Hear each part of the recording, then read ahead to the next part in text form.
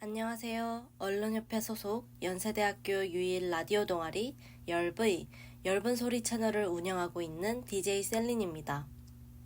이번 주간은 쉬어가는 의미로 하버드대학교 심리학과 교수이자 현대철학가라는 평가를 받고 있는 조던 피터슨의 12가지 인생의 법칙이라는 책을 들고 왔습니다.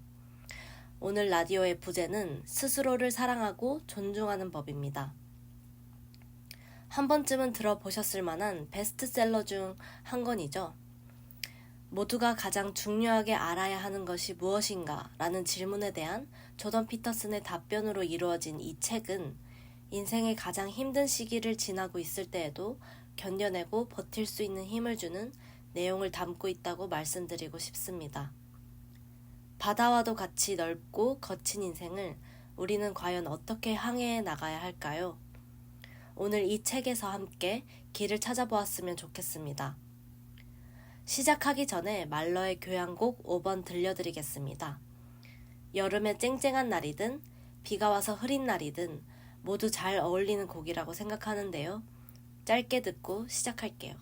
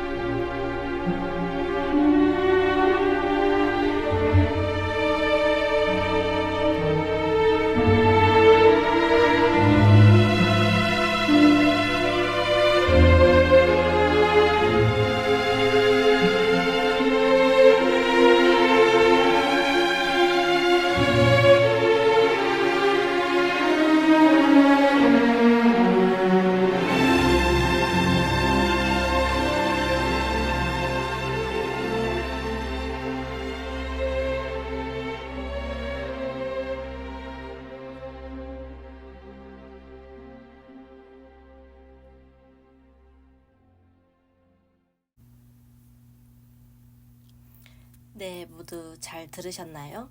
말러의 교양국 5번이었습니다. 조던 피터슨이 제시한 12가지 법칙을 먼저 소개하고 넘어가고 싶습니다. 법칙 1. 어깨를 펴고 똑바로 서라. 법칙 2. 당신 자신을 도와줘야 할 사람처럼 대하라. 3. 당신에게 최고의 모습을 기대하는 사람만 만나라. 4.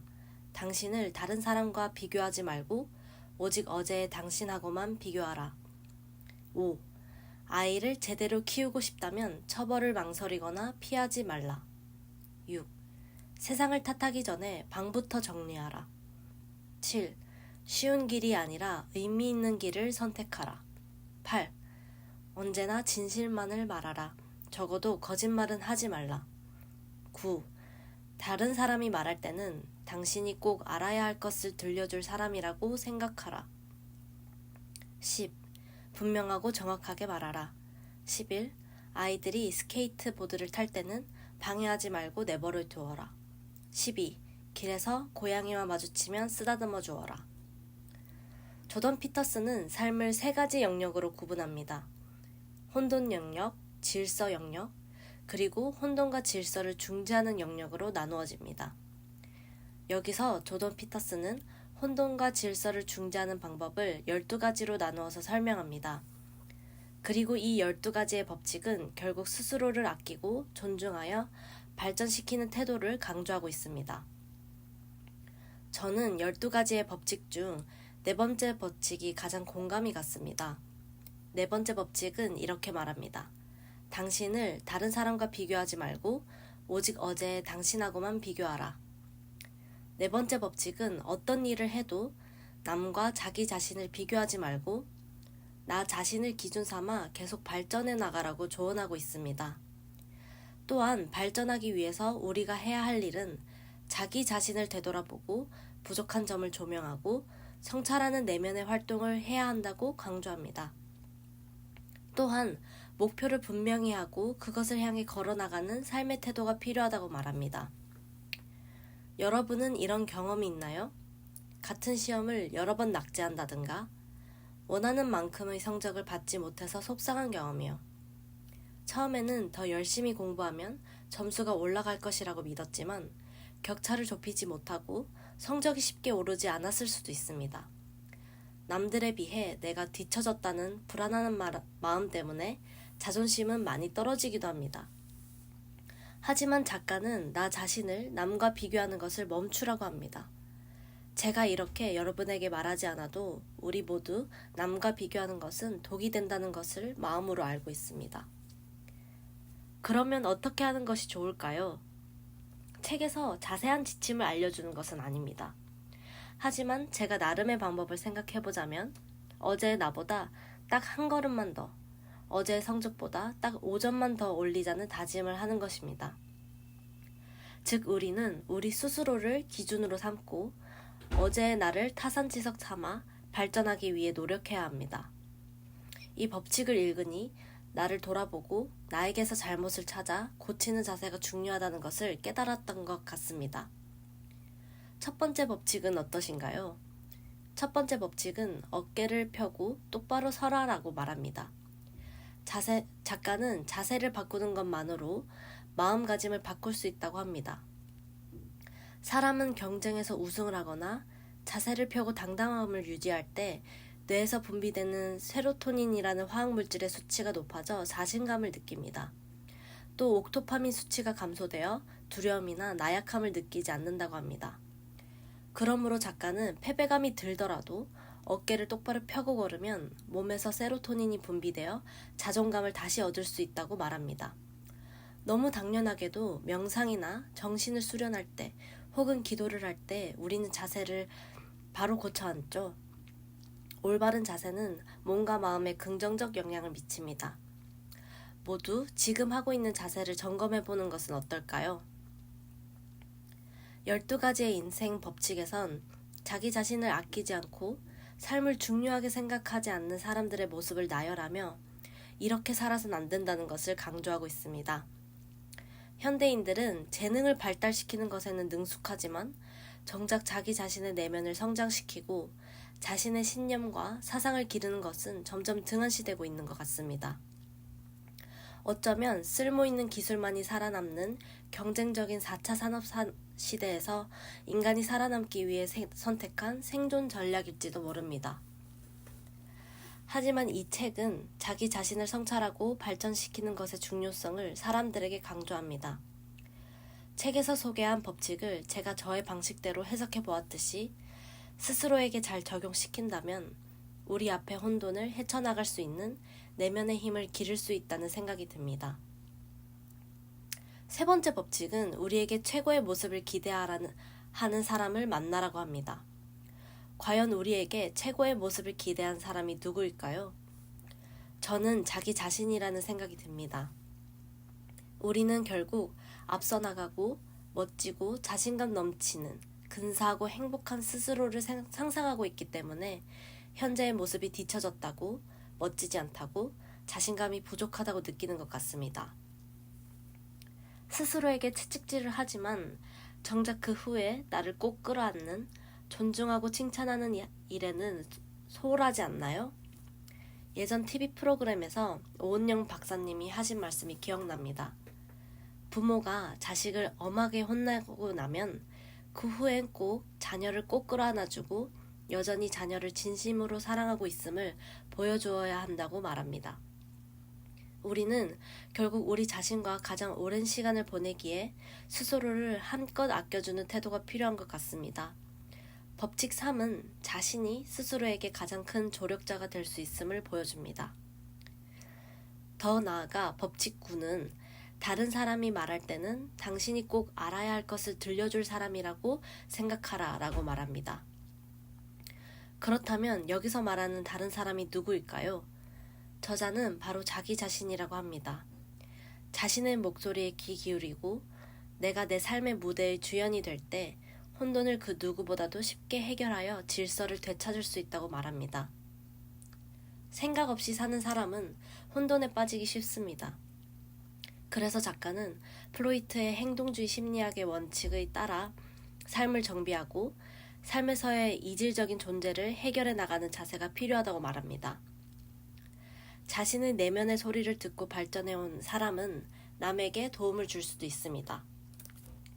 그 예시가 바로 작가 자신인 조던 피터슨입니다. 조던 피터슨은 작가이기도 하지만 심리 상담사이기도 합니다. 그래서 이 책에는 조던 피터슨이 상담해온 여러 내담자가 등장합니다. 작가는 내담자들의 이야기를 소개하면서 이들의 문제점을 꼬집고 어떻게 고쳐야 하는지 그 방법을 제시합니다. 한 가지 독특한 점은 조던 피터슨이 사용한 상담 방법에 있습니다. 조던 피터슨은 상담을 할 때 고전 심리학자 프로이트의 방법을 사용합니다. 프로이트의 정신분석학과 꿈의 해석을 읽어보신다면 프로이트의 상담 방법을 자세히 알 수 있습니다. 프로이트는 내담자를 침대에 편히 눕게 하고 자기 자신의 이야기를 하게 합니다. 그러면 프로이트는 아무 말 없이 내담자의 이야기에 개입하지 않고 경청합니다. 조던 피터슨도 상담가 시절 이와 똑같은 방법으로 내담자와 상담을 진행합니다. 내담자의 심리를 편안하게 하여 그들의 이야기, 즉 마음속 깊이 묻힌 아픔과 상처를 모두 말하게 합니다. 법칙 10번째는 분명하고 정확하게 말하라인데 정작 작가 자신은 내담자가 분명하고 정확하게 말할 수 있게 도와주고 그런 그들의 이야기를 들어주는 사람이었다는 생각이 듭니다. 저는 조던 피터슨이 적용한 상담 방법과 같이 타인의 이야기를 조용히 잘 들어주는 사람이 되고 싶다는 생각을 했습니다. 친구들과 이야기할 때 저는 저의 이야기를 잘 경청해주고 이야기에 공감하는 친구들을 편히 여기고 고맙다고 생각했던 것 같아요. 저도 친구들의 이야기에 경청하는 사람이 되어 친구들의 마음을 편안하게 해주고 싶다는 생각이 드네요. 그런데 사실 말을 하는 것보다 말을 하지 않고 묵언하는 것이 더 어려운 일입니다. 남의 이야기를 듣는 것은 굉장한 이해심과 인내력이 필요하기도 합니다. 그래서 경청하는 것은 유창하게 발표를 하는 것보다 어려운 일입니다. 법칙 10은 분명하고 정확하게 말하라이지만 세상은 일방향으로만 흐르는 것이 아니기에 반대로 고요하고 침착하게 상대의 말을 경청해보는 태도도 중요하다는 것을 말씀드려보고 싶어요. 마지막 마무리를 하며 라디오를 마치겠습니다. 우리가 살아가는 삶은 익숙한 것과 모르는 것들이 공존하고 있습니다. 여기서 익숙한 것이란 질서를 의미하고 모르는 것은 혼돈을 의미합니다. 그렇다면 혼돈을 모두 질서로 바꿔야 하는 것일까요? 책은 우리가 혼돈과 질서의 경계에 있는 것이 중요하다고 말합니다. 즉, 우리는 이 둘의 균형을 맞추기 위해 노력해야 합니다. 질서는 생각보다 너무 익숙해서 삶을 무료하게 만들 수도 있습니다. 그렇다고 너무 낯선 길에 들어서면 삶이 불안해질 것입니다. 여러분들께서도 혼돈과 질서의 균형을 맞춰 나감으로써 인생의 참된 의미를 찾아 항해하길 바라겠습니다.